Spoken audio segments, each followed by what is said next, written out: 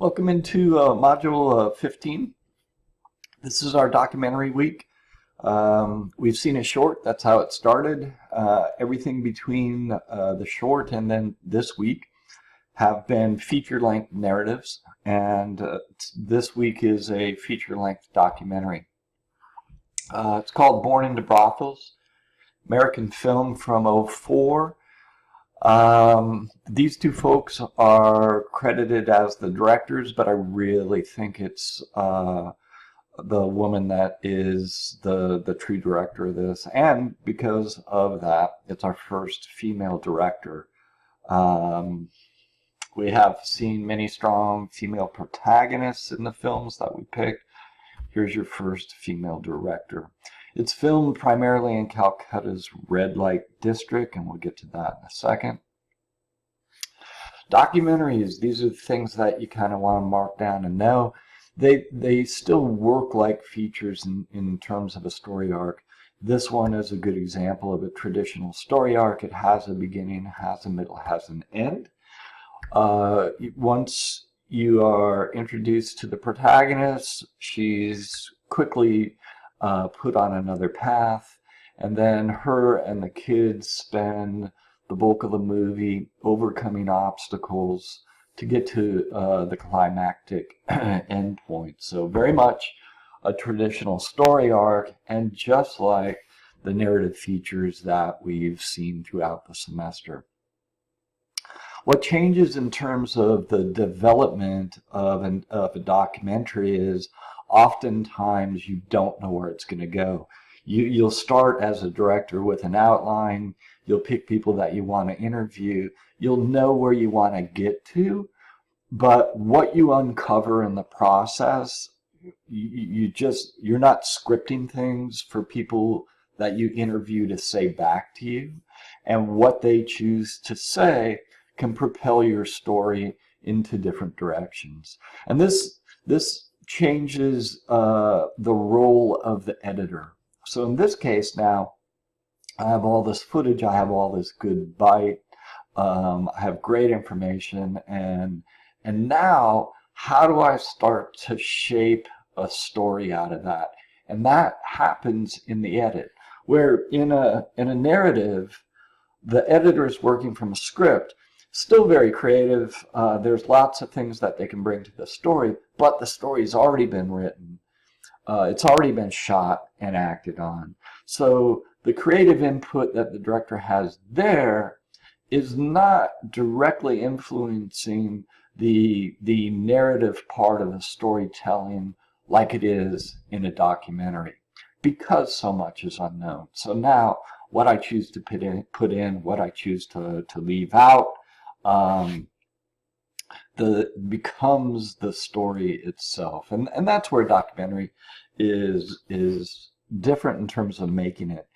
Now here's another area, and there's another slide on that later on, but this is the filmmaking team, and you can see that he's doing everything that the big crew was doing on, say, Pulp Fiction.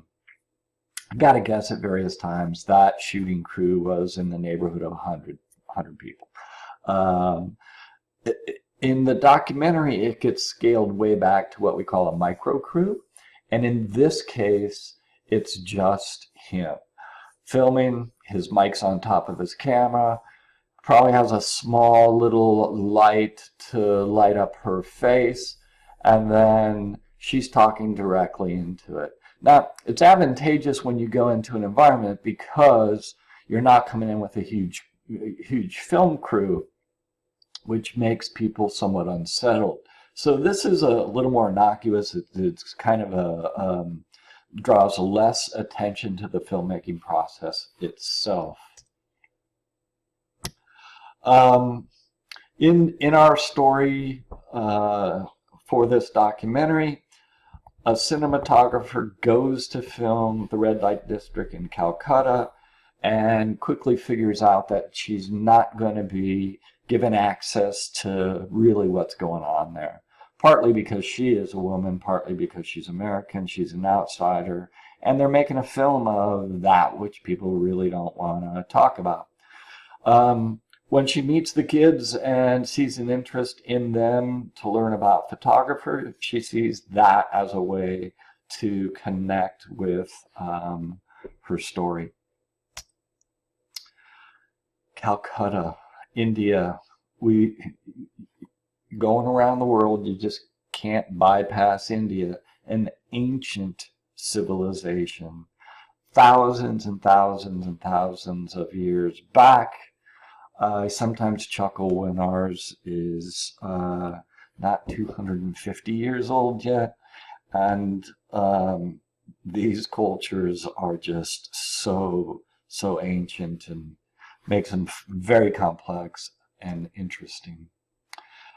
Calcutta, India. 2017 census says there's 4.5 million people in the city. Half of our states have a population of less than 4.5 million.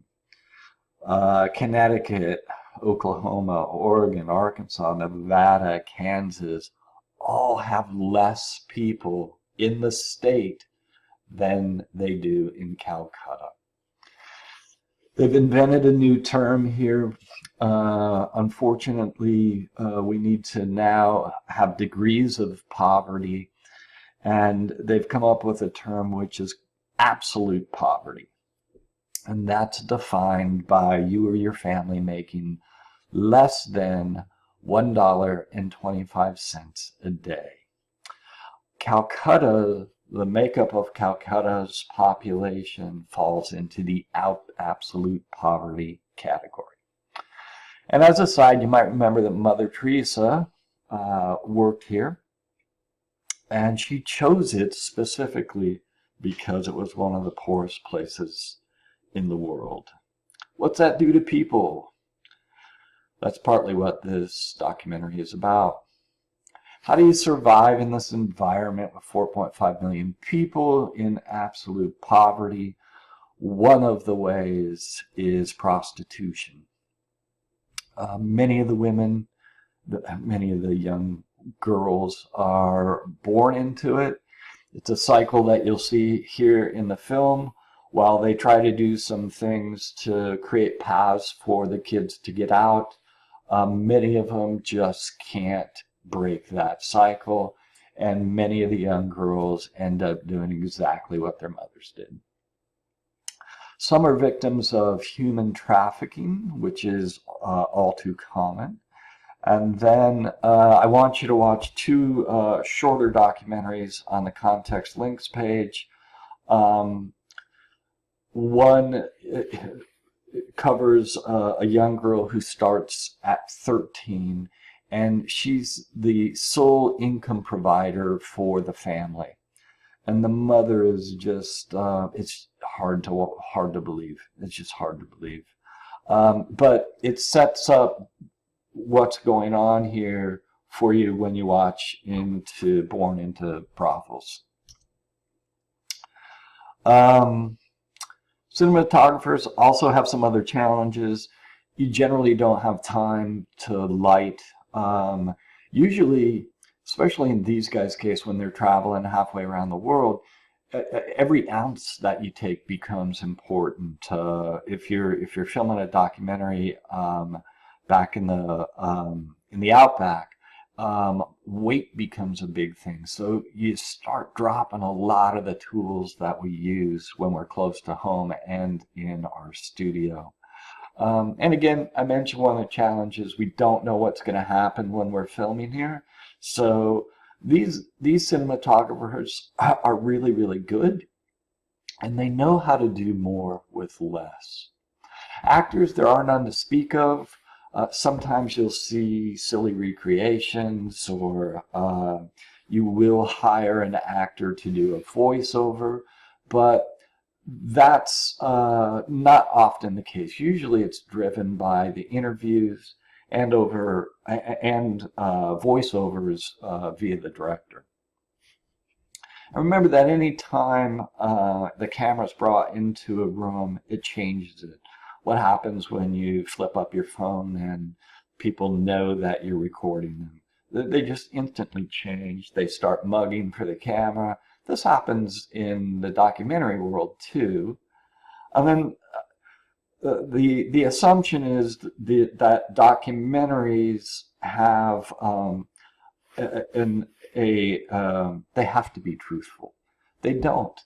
It's storytelling, and it's filmmaking, and it's craft, and what the director chooses to shoot, who she chooses to interview and not interview, who they leave out in the editing room, all controls what the story is. So it's not an objective truth. It's still very much subjective in terms of what the director wants you to see, hear, think, and feel. Talked about how important the editor is in finding and shaping the story. One of the great pleasures in life is, if you like to edit, getting to edit a documentary. Really rewarding, very, very creative. Sound, of course, plays a great role, not so much in 5.1 surround sound, but in getting people to be authentic and talk to you as a filmmaker, usually about things that are difficult to talk about, and you'll see it here in this documentary. All right, that's just about it. Last thing, though, we've talked about this from the beginning of class, and it's very much appropriate for this film and documentaries in general. My question to you is, can art influence change, social change? In this case, these kids' world. Can film influence change? Can cinema influence change? We've talked about that throughout the whole semester. The reason that we've picked the films that I've picked, the films that we have, is they are agents of change in most cases, in one way or the other. Even if it's individual change, like in Amelie. I've asked this question before. Do filmmakers have a responsibility to tell tough stories, to tell these stories? You get to decide. You actually get to decide these things by what you choose to watch on Netflix and the money that you pay when you go to the theater. So that leads up to this question, which is, do some people have a responsibility to watch these films? These are all questions that you get to answer as you've taken now a history of film class. My hope would be that you would answer yes to some of these things. My hope would be that you would spend money not just on purely entertaining films, and there's nothing wrong with those, but also mix them up with artistic films and films that have a poignant message to share, because it's one way, as we saw in the quote last week, it's one way that we can change the world, through story and then through film. That said, have a good week. Prepare for week 16, and I'll see you all next week.